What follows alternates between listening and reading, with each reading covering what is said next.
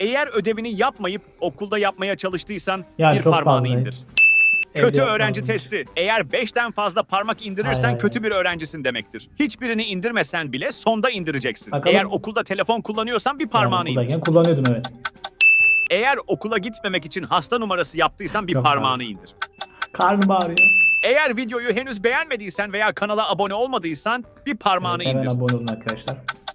Eğer sınavda kopya çektiysen bir Bir kere parmağını az indir. kalsın yakalanıyordum, biliyor musunuz? Eğer öğretmen seni çağırmasın diye göz teması Şöyle. kurmaktan kaçındıysan bir Şöyle parmağını yapar. indir. Eğer başkasının ödevini kopyaladıysan bir parmağını indir.